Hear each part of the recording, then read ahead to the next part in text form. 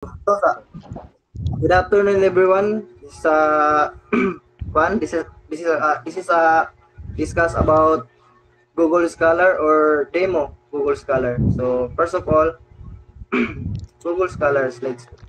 Google Scholar is a free search engine that helps you find scholarly articles, research papers, theses, and books from trusted sources like universities and journals. It is useful for students and researchers because it provides reliable and academic information for school projects, research, and reports.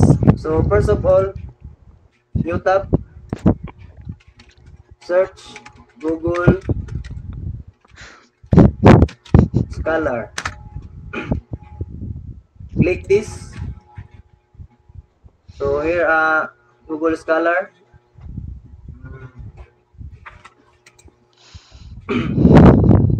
So this is slide 3. So why use Google Scholar?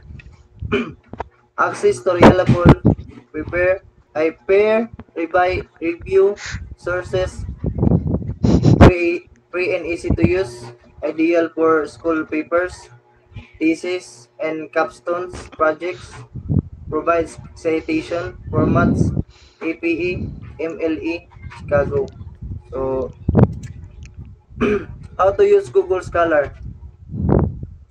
In the search bar, type keywords related to your topic. Use quotation marks and you can use filters and set a date range. So 2020 or 2024. Click on the site to generate reference and APE MLE format for and for exact phrase, phrases like for example we're going to use our capstone title to search related studies. So our title is water billing system. So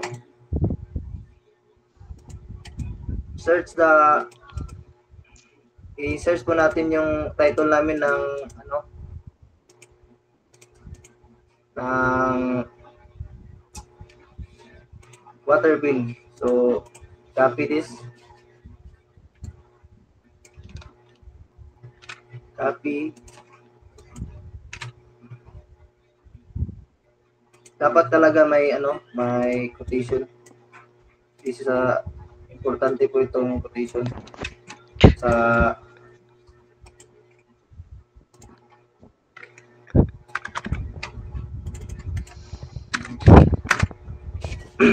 so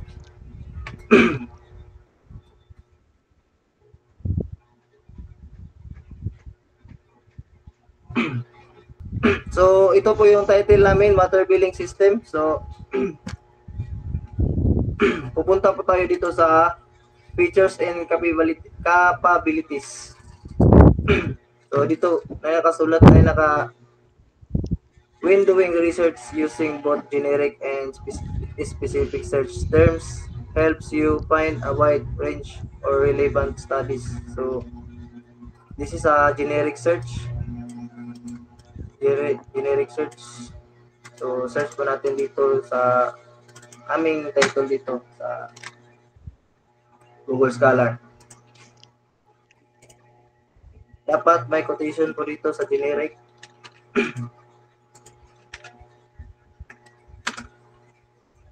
So, ito po yung lalabas. Dapat ang importante po dito ang yung yung tinatawag na year. So, balik po tayo dito sa saan po yun? Sa dito. Ito yung importante kasi ito po ang required. So, 2020.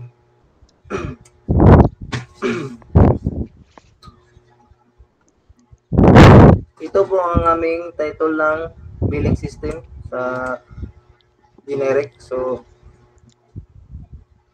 pwede po nating isave dito. Isi-save. Done.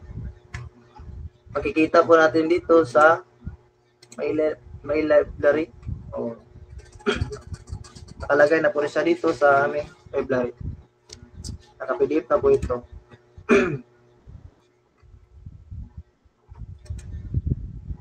So, at sa ano naman na naman tayo sa specific search. So,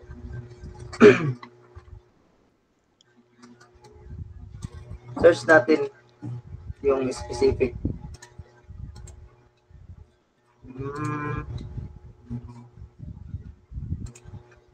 Water.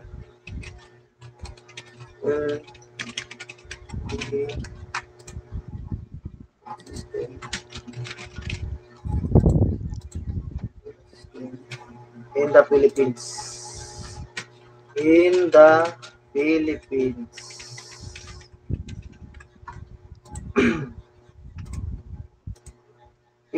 yung specific po, wala na pong quotation kasi specific. Enter natin dito. Uy.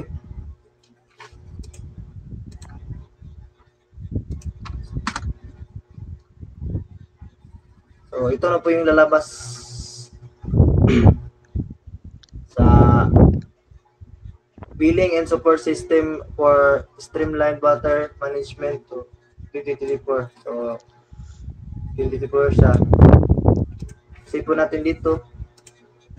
Kita yan dito sa my library. Kaya, balik po tayo sa generic studies. So, nakalagay dito, generic studies, general or broad scope. These are studies that cover general concepts, systems, or technologies related to our topic but not necessarily focus on water billing specifically.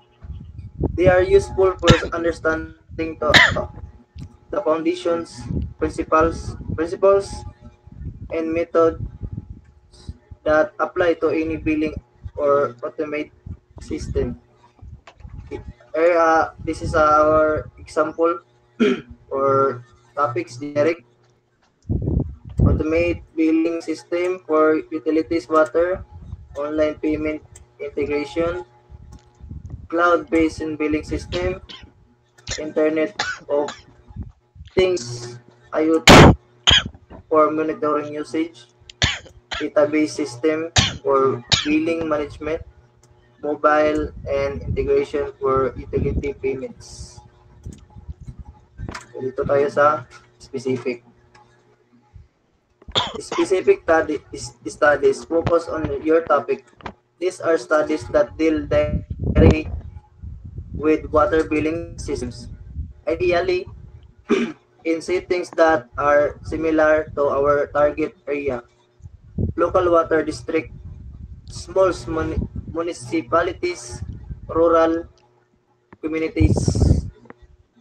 This may also include system implemented in the Philippines or other developing countries. There's a example of specific topics. So, a case study of water billing system in Tagulban. Automate water meter reading and billing. Billing system used by water districts in the Philippines. Mobile payment system for community-based water service. And the last, smart water billing using IoT. So this directly support relevance and need for our system. You can cite them in your related literature and studies chapter 2. Show what has been done and how your project is unique or an important improvement. So there's a example comparison. Study title. Ito po yung aming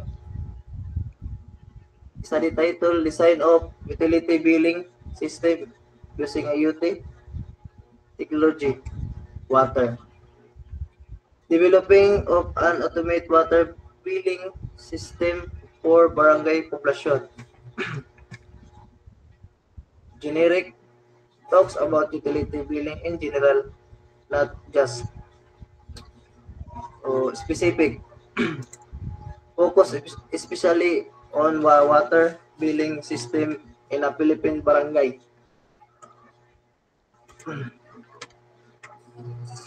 Tips for beginners. Use keywords wisely. Check publication year. Click site to copy citations. Look for free PDF version if articles are locked. So, Google Scholar is a powerful tool for academic research. Helps improve the quality and credibility of your studies. Combine generic and specific research searches for best results. So that's all. Thank you. Go.